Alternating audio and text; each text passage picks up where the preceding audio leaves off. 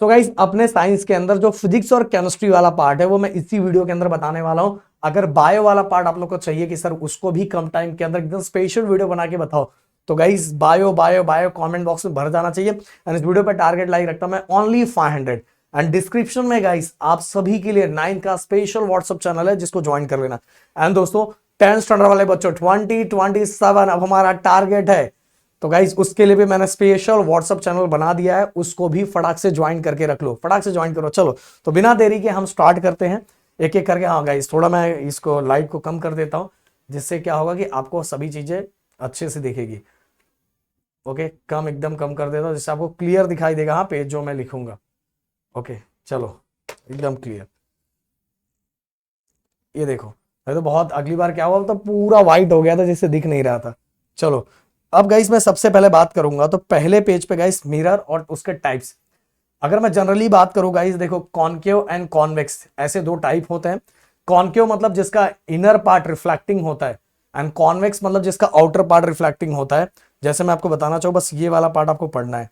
थोड़ा ऊपर ले लूँ ऊपर ले लूँ ऊपर ले लूँ ऊपर ले लूँ ऊपर ले लूँ ऊपर ले लूँ, ये देखो ये दोनों पार्ट, ये इसका डेफिनेशन बस आप एकदम सिंपल से तरीके देखो inner surface of spherical mirror is reflecting और कॉन्वेक्स का आउटर पार्ट इज रिफ्लेक्टिंग, बस आपका काम हो गया। इसके बाद गाइस मैं ऊपर बढ़ता हूं आगे की तरफ। देन इसके बाद गाइस ये वाला फिगर आपको अच्छी तरीके से आना चाहिए कि रेडियस ऑफ कर्वेचर क्या होता है, सेंटर ऑफ कर्वेचर क्या, प्रिंसिपल एक्सिस, पोल, ये सभी चीजें अच्छे से आ रहा है तो भी आपका काम हो जाएगा। एंड छोटा छोटा स्टोरी के फॉर्मेट में और इन सभी से रिलेटेड अब गाइस मैं बताना चाहूंगा रेडियस ऑफ कर्वेचर। ये देखो radius of curvature, principal axis, principal focus, focal length, ये सभी का इतना नहीं, मैंने बोला इसका सिंपल सा डेफिनेशन, बस सिंपल सा डेफिनेशन आपको समझना है। अब थोड़ा मैं ऊपर आ जाऊं, यहां बाकी कुछ मत रखो, ये रूल थोड़ा बहुत याद कर लो, ये रूल। और ये रूल भी गाइस देखो when incident ray is parallel to principal axis, जब इंसिडेंट रे पैरेलल होता है then reflected ray passing through the focus. Okay जब इंसिडेंट रे पैरेलल होता है तो रिफ्लेक्टेड रे कहां से, फोकस पे से पास हो जाता है, और जब इंसिडेंट रे फोकस पे से पास हो रहा है तो रिफ्लेक्टेड रे पैरेलल हो जाता है। ओके बस, और जब सेंटर ऑफ कर्वेचर पे से कोई लाइट पास हो रहा है तो वो सीधे ही पास हो जाता है अपनी डायरेक्शन को चेंज किए बिना, सेम पाथ ट्रेवल करके आगे चला जाता है। तो भाई ये छोटी मोटी चीजें हैं जिसको आप याद रखोगे आपका काम हो जाएगा। इसके बाद डायरेक्ट नीचे आ जाओ। कभी कभार एग्जाम में इससे रिलेटेड क्वेश्चन पूछा जाता है, पर आप देखोगे ज्यादातर अगर लॉजिक लगाओगे ना, बस पहले वाले पार्ट को छोड़ के ज्यादातर जो नेचर ऑफ इमेज बन रहा है वो इन्वर्टेड एंड रियल बन रहा है। ओके इमेज के बारे में कभी कभार पूछा जाता है अगर स्कूलों के अंदर उनको थोड़ा डिफिकल्ट लेवल पे पेपर बनाना है, बाकी कम ही चांस होता है। अब चलो आ जाओ यूजेस, गाइस बहुत इंपॉर्टेंट है, दो यूजेस, दो कोई इसमें से दो यूजेस याद कर लो, दो यूजेस याद कर लो। ओके कॉनकेव एंड कॉन्वेक्स का, तो आपका काम हो जाएगा। साइन कन्वेंशन गाइस मैं बोलूंगा ये यहाँ न्यूमेरिकल के लिए ये आपको याद रखना है कि लेफ्ट हैंड साइड में क्या होता है, राइट हैंड साइड में क्या होता है। ओके जैसे राइट हैंड साइड में पॉजिटिव, लेफ्ट हैंड साइड में negative, upper side positive, lower, फिर इसके प्रिंसिपल एक्सिस से अगर नीचे हम जाते हैं तो नेगेटिव। ओके तो ये छोटी छोटी चीजें, आंसर में फोकल लेंथ किसका पॉजिटिव नेगेटिव होता है। फिर इसके बाद मिरर फॉर्मूला। ओके ये मिरर फॉर्मूला आपको अच्छे से आना चाहिए। अब मिरर फॉर्मूला के बाद magnification in terms of height h2 upon h1 और in terms of distance v upon u। v का मतलब आप सभी को पता है ये होता है इमेज डिस्टेंस, ये होता है ऑब्जेक्ट डिस्टेंस। ओके तो चलो यहाँ हमारा कहानी खत्म हो गया ये पहले चैप्टर का। अब दूसरे चैप्टर में गाइस मैं डायरेक्ट आपको बताना चाहूंगा कि ये वाला फॉर्मूला अभी के लिए भी आपके लिए इंपॉर्टेंट है, और साथ में आप 10th में जाओगे 12th में जाओगे तो भी आपको ये मिलने वाला है। ओके और इसी से आप वेलोसिटी ऑफ साउंड को आप आराम से एक्सप्लेन कर सकते हो, समझ में आ रहा है। अब आगे चलते हैं हम लोग, थोड़ा यहाँ आपको यही पढ़ना है। चलो चलो चलो चलो आगे आगे आगे आगे आगे आगे। हाँ इसके बाद guys audible, infra, ultra, only आपको रेंज बताना है। ऑडिबल 20 हर्ट्ज से 20,000 hertz, then infra less than 20 hertz, ultra more than 20,000 hertz. और गाइस ये किसको किसको ये सुनाई देता है, ऑडिबल तो आपको पता है हमें, इंफ्रा किसके लिए है, अल्ट्रा किसके लिए, बस ये आपको पता रहना चाहिए भाई, हो जाएगा अच्छे से, बस इतना आपको पता रहना चाहिए। इसके बाद हम ये चलते हैं बैट से रिलेटेड, कभी कभार गिवरिजन्स आता है। अल्ट्रासोनिक साउंड्स का 2-3 यूजेस, मिनिमम 2 मैक्सिमम 4 आप याद कर लो, कोई भी जो आपको इसमें से अच्छा लगे वो याद कर लो।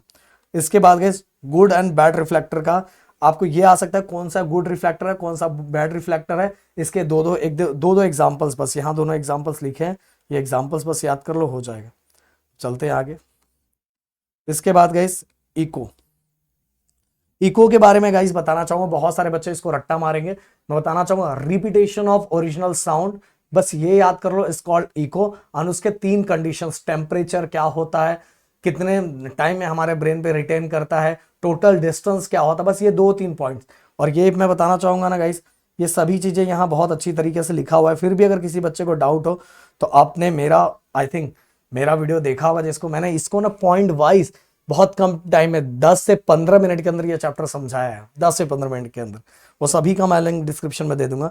रिवर्बरेशन का only definition only. And guys sonar system, sonar का फुल फॉर्म क्या होता है, एंड साथ में गाइस सोनार यूज किसके लिए किया जाता है, इसका वर्किंग कैसे होता है। जैसे गाइस मैं आपको बताना चाहूंगा, यहाँ ट्रांसमीटर होता है, ओके, यहाँ ट्रांसमीटर होता है, फिर इसके बाद ये रिसीवर होता है। ट्रांसमीटर यहाँ जाता है, ऑब्स्टेकल से टकरा के वापस यहाँ आता है, और रिसीवर उसको रिसीव करता है, देन इसके बाद उसको क्या करता है, कोड में कन्वर्ट करके, इलेक्ट्रिक सिग्नल में कन्वर्ट करके स्क्रीन पे दिखाता है, जिससे हमें पता चलता है कि भाई जो हम जहां जिस वाटर में हम देख रहे चीजें, तो वहां डेप्थ में कुछ है कि नहीं है, तो ये चीजें हमें पता चलता है। और इसको भी मैंने लॉजिकल चीज वाइज बहुत सिंपल तरीके से मैंने एक्सप्लेन किया हुआ है। तो चलो आगे हम चलते हैं नीचे,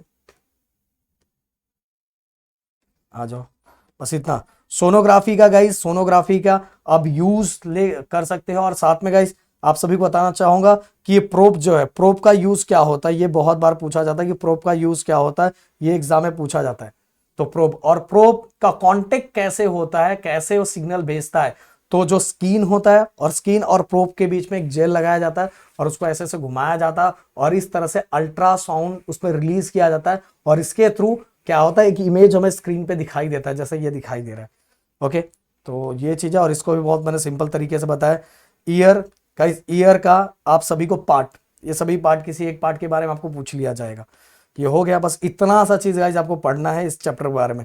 and carbon and important elements के बारे में गाइस मैं देखो डायरेक्ट आपको बता देना चाहूंगा कि देखो कार्बन का सबसे पहले, कार्बन का सिंबल क्या, एटॉमिक नंबर क्या, एटॉमिक मास क्या, इलेक्ट्रॉनिक कॉन्फिगरेशन वैलेंसी, ये तो वैसे भी आपको आना चाहिए, ये जनरल नॉलेज है जो आपको पता रहना चाहिए। कार्बन की चीजें बहुत इंपॉर्टेंट होती है।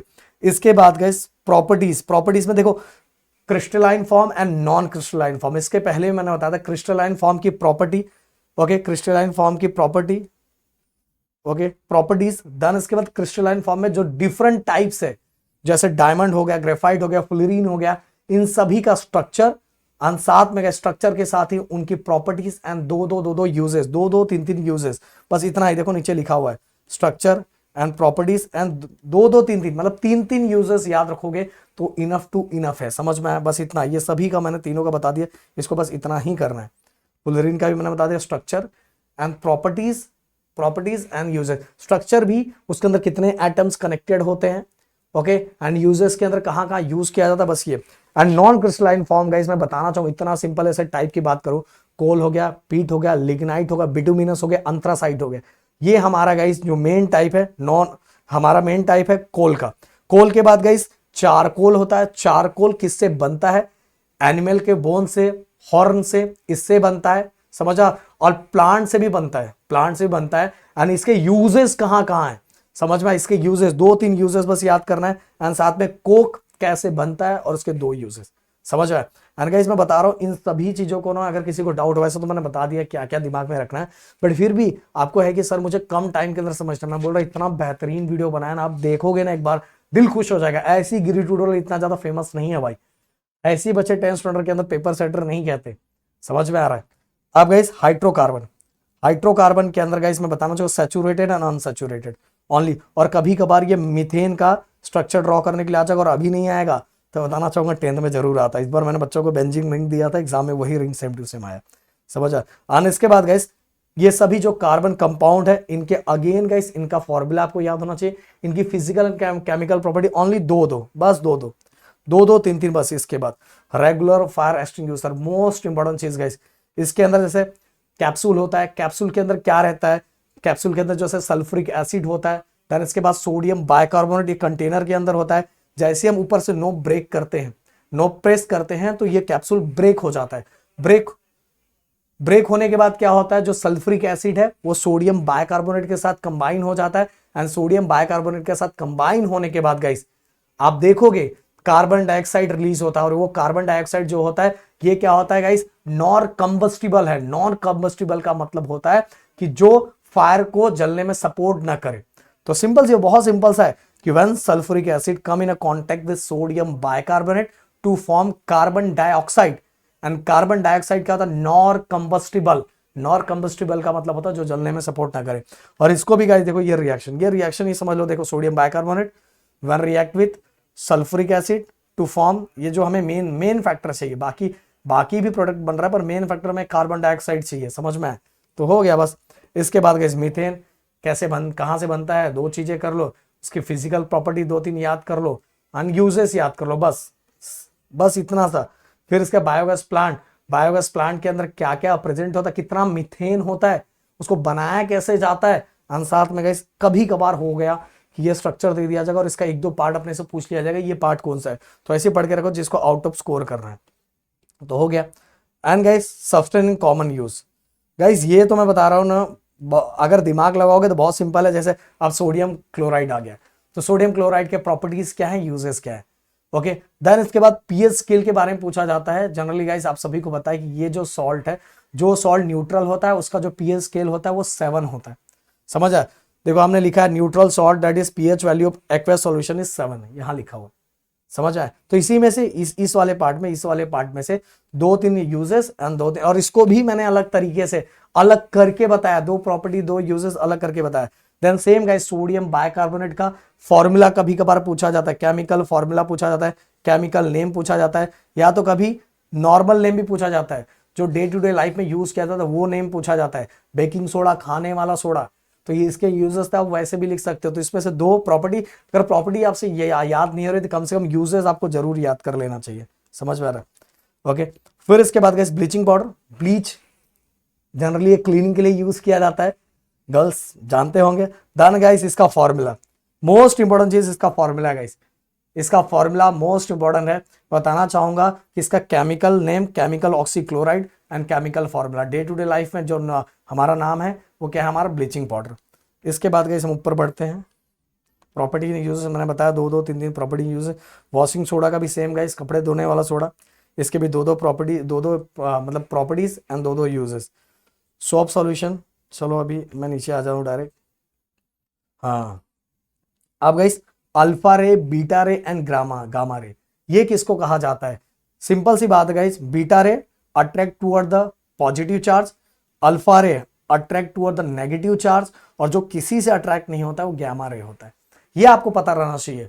जो भी ray which is attract toward the positive charge, those ray we called as a beta ray, and those ray attract toward the negative charge, those ray we called as the alpha ray, और जो कहीं भी attract नहीं होता है वो होता है हमारा गैमा रे। बस इतना चीजें याद है, हो जाएगा भाई आपका काम। फिर इसके बाद आप नीचे आ जाओ, नीचे आ जाओ, नीचे आ जाओ, नीचे आ जाओ। देन इसके बाद गाइस ये मैं बोल रहा हूँ, ये वाला पार्ट तो आप अपने से भी लिख सकते हो, थोड़ा थोड़ा पढ़ लोगे ना, अपने ओवन वर्ड्स में भी लिख सकते हो ये वाला फूड वाला पार्ट, कि अगर सिंपल सी बात है हम एक्स्ट्रा एडल्ट्रेट कर रहे हैं, फूड को एडल्ट्रेट कर रहे हैं, कलर बहुत ज्यादा मिक्स कर रहे हैं, तो सिंपल सी बात है क्या क्या प्रॉब्लम हो सकते हैं एंड कहां यूज किया जाता है, बस इसको पढ़ लो कि इसमें 1-2 पॉइंट अपने से ऐड करके लिख सकते हैं। डाई का जनरली यूज क्या है, ओके, और फिर इसके बाद डाई का इफेक्ट क्या क्या है ये भी अपने को पूछा जाता है। आर्टिफिशियल कलर देखो यूज करने पे अपने सबसे मेन तो गाइस कैंसर हो जाता है, अस्थमा होता है, इचिंग होने लगता है, फिर इसका स्किन के डिसीज बहुत होते हैं, ये बस याद हो गया होगा। बस ये मैं बोल रहा हूँ, अगर दिमाग से काम करोगे तो हो जाएगा। जैसे अभी डिओड्रेंट का डेफिनेशन आ जाएगा। जनरली आप सभी को पता है कि अपने एज के लोग इसको ज्यादा यूज करते हैं। ऑर्डिनरी डीओ होता है, एंटी पेरेस्पिरेंट डीओ होता है, क्लिनिकल डीओ होता है, ये तीनों डीओ, एंड तीनों डीओ के अंदर गाइस अगर आप देखोगे तो मेन अगर जिसको याद करना है तो बस ये याद रखो कि ऑर्डिनरी डीओ के अंदर जो day to day ordinary deo मतलब कि आप सभी को पता है स्वेटिंग से जो स्मेल आता है उसको कम करने के लिए यूज किया जाता है, तो इसके अंदर स्मॉल प्रोपोर्शन ऑफ एल्यूमिनियम होता है। एंटी पेरेस्पिरेंट डीओ की अगर मैं बात करूं तो गाइस इसके अंदर देखो क्या लिखा हुआ है, it contain 15% of aluminium chlorohydrate. मतलब कहने का मतलब देखोगे कि एल्यूमिनियम का प्रोपोर्शन जैसे जैसे ज्यादा बढ़ते जा रहा है वो और ज्यादा मतलब कैसा हो रहा है कि देखो क्लिनिकल डीओ जिसके अंदर ज्यादा मतलब जिसको ज्यादा स्वेटिंग होती है, जिसके अंदर ज्यादा अमाउंट ऑफ एल्यूमिनियम प्रेजेंट है वो और हाई लेवल पे जाता है। तो इसीलिए बोला जाता है इतना डेंजर डिओड्रेंट ऐसा यूज करना चाहिए जिसके अंदर ज्यादा एल्यूमिनियम प्रेजेंट ना हो, क्योंकि उसके साइड इफेक्ट भी होते हैं, क्योंकि हमारे जो पोर्स होते हैं उन पोर्स को क्या करता है वो बंद कर देता है। एंड पोर्स जब बंद कर देता है तो सिंपल सी बात है, देखो पोर्स इसलिए छोटे छोटे ओपन होते हैं कि जब भी स्वेटिंग आती है स्वेटिंग के थ्रू भी हमारे बॉडी के अंदर जो वेस्ट प्रोडक्ट है वो बाहर निकलते हैं।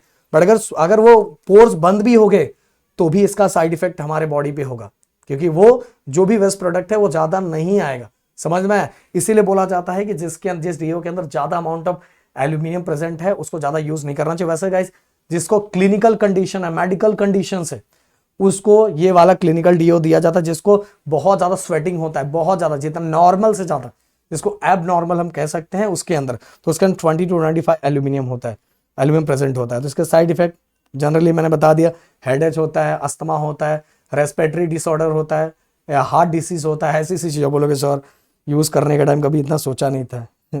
ओके, टेफ्लॉन कोटिंग है, ये फॉर्मूला याद रखो। देन इसके बाद उसके properties and uses. Property and uses तो गाइस 2-2, 3-3 याद रखना ही पड़ेगा।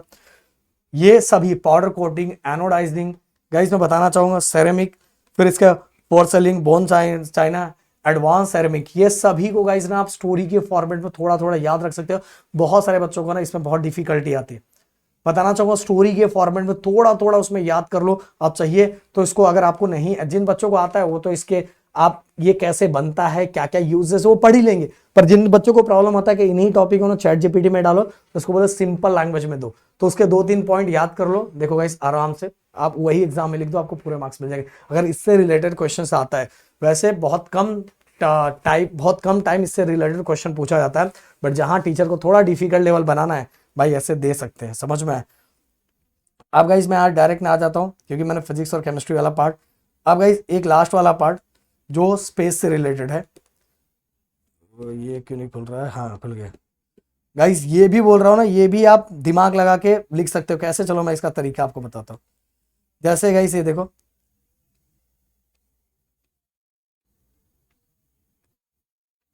टेलीस्कोप देखो, टेलीस्कोप के अंदर सबसे पहले different form of light. Okay, कौन कौन सा ऐसा है जो हमारी आंखें उन लाइटों को देख सकती, कितने वेवलेंथ की लाइटें हैं जिनको देख सकती। 400 नैनोमीटर से 800 नैनोमीटर तक अगर लाइट है तो हमारी आंखें आराम से उसको देख सकती है। और गाइस इससे कम ज्यादा हुआ तो उसको नहीं देख सकती। और उसी के लिए गाइस स्पेशल क्या बनाया गया है? टेलीस्कोप बनाया गया है। अब रेडियो वेव्स हो गया, माइक्रोवेव्स हो गया, इंफ्रारेड हो गया, विजिबल लाइट रे हो गया, अल्ट्रावायलेट रे हो गया, एक्सरे हो गया। देखो 400 से लेके 800 नैनोमीटर तक हम उसको विजिबल लाइट रे कहते हैं, क्योंकि वो हमारी आंखों से दिखाई देता है। बट गाइस इससे कम हुआ या इससे ज्यादा हुआ तो हमें दिखाई नहीं देगा, और इसको देखने के लिए हमें डिफरेंट इंस्ट्रूमेंट यूज करना पड़ता है। जैसे गाइस ऑप्टिकल टेलीस्कोप के अंदर अगर मैं बात करूं, देखो ऑप्टिकल टेलीस्कोप के अंदर मैं थोड़ा नीचे आ जाता हूं। ओके, अब देखो दो तरह के रिफ्लेक्टिंग टेलीस्कोप के अंदर दो तरह के टाइप है। एक है हमारा न्यूटोनियन टेलीस्कोप, दूसरा Cassegrain telescope. And Newtonian telescope guys ये देखो, ये फोटो देख के ही आप समझ सकते हो, आपको रट्टा मारने की जरूरत नहीं। ये देखो इसके अंदर कॉन्केव मिरर है, यहाँ प्लेन मिरर है। लाइट सोर्स से लाइट आया, ओके लाइट आया जिसको हमें देखना है, आया। देन इसके बाद गाइस प्लेन मिरर से देखो लाइट रेस है, they get reflected from a concave mirror, again reflected from a plane mirror. Plane mirror से रिफ्लेक्ट होके आईज पीस के थ्रू हमें वो क्लियर दिखाई देता है सामने वाला जिस चीज को हमें देखना है।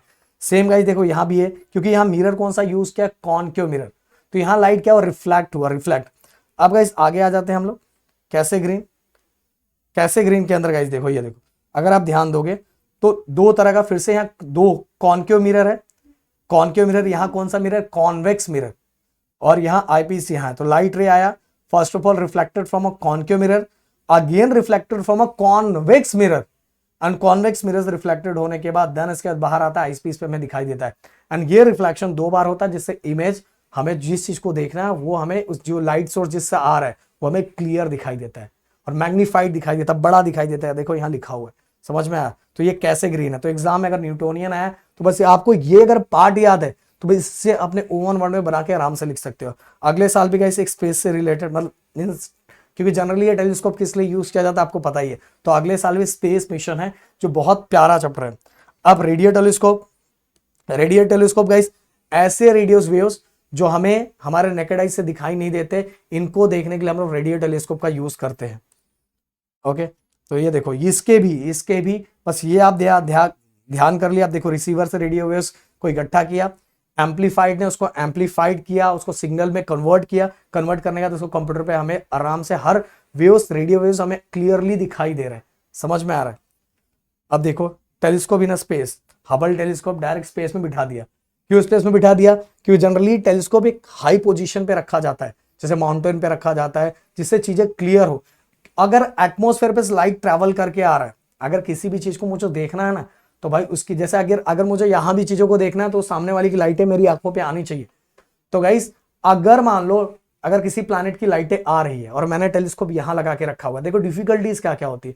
तो डिफरेंट एटमॉस्फेयर ट्रैवल करके आएगा, और डिफरेंट एटमॉस्फेयर ट्रैवल करके आएगा तो सिंपल सी बात है, बहुत सारी चीजों का लॉस होगा, और लॉस होने के कारण वो चीजें हमें क्लियर नहीं दिखाई देती। इसीलिए गाइस वो चीजें क्लियर दिखाई देने के लिए हम या तो माउंटेन पे या मतलब हाइट पे रखते हैं, या तो सिंपल सी बात है हम डायरेक्ट स्पेस में ही रख देते हैं। स्पेस में रखा तो ये सभी जो डिफिकल्टीज हैं, जो लाइट रे ट्रैवल करके आता है, डिफरेंट ऑब्स्टेकल्स के कारण वो लाइट रे बहुत सारी चीजों को लॉस हो जाता है, और इसका इमेज हमें क्लियर नहीं दिखाई देता। इसलिए डायरेक्ट हमने क्या किया, टेलीस्कोप ऊपर ही रख दिया, तो जो भी चीजें हमें देखनी है उसका इमेज हमें क्लियर दिखाई देगा, क्योंकि वहां एटमॉस्फेयर तो है नहीं। समझ में आया? क्योंकि गाइस एटमॉस्फेयर की जो इंटेंसिटी, जो लाइट की इंटेंसिटी है, धीरे धीरे आते क्या डिफरेंट रिफ्लेक्शन होने के कारण वो क्या हो जाता है, लो हो जाता है, जिस कारण वो हमें इमेज क्लियर नहीं दिखाई देता। ये कभी कभी डिफिकल्टीज भी एग्जाम में पूछा जाता है। ओके, ये देखो हबल टेलीस्कोप डायरेक्ट स्पेस में बिठाया गया है। समझ में? एंड गाइस इसरो ने क्या क्या कौन कौन से सैटेलाइट्स भेजे हैं, इनसेट हो गया, जीसेट हो गया, इसके बारे में थोड़ी बहुत चीजें लिखी है, एजुसेट हो गया, ये सभी अगले साल और आप पढ़ोगे। फिर एस्ट्रोसेट जो आर्टिफिशियल सैटेलाइट लॉन्च किया था, किसने लॉन्च किया था? इसरो ने 2015 के अंदर। और गाइस इसमें मोस्ट ऑफ द पार्ट जो है वो इंडिया ने खुद ने बनाया हुआ है, ज्यादातर पार्ट। समझ में आया? और इसके साइड दोनों साइड आप देखोगे विंग्स है, जो क्या करता है, एक तो गाइस इस पे रिसीवर एंड ट्रांसमीटर भी रहता है, और साथ में गाइस ये क्या करता है, एनर्जी इकट्ठा करता है काम करने के लिए। क्योंकि जो पैनल्स होते हैं वो फोटोवोल्टिक पैनल्स होते हैं, जो एनर्जी को इकट्ठा करते हैं, और एनर्जी को इकट्ठा करके वो वर्क करते हैं, क्योंकि वर्क करने के लिए एनर्जी की भी जरूरत पड़ेगी ना गाइस। तो इस तरह से चीजें हैं। ये चैप्टर को तो अपने ओन वर्ड्स में भी आप लिख सकते हो। तो गाइस जो चीजें मैंने बताई जरूर आप उसको फॉलो करोगे। एंड गाइस अगर आप चाहते हो कि ऐसा ही पार्ट में बायो की ले लाऊं तो कमेंट बॉक्स पूरा भर दो। तो मिलते हैं नेक्स्ट वीडियो में। Thank you so much guys. जय हिंद एंड जय महाराष्ट्र दोस्तों।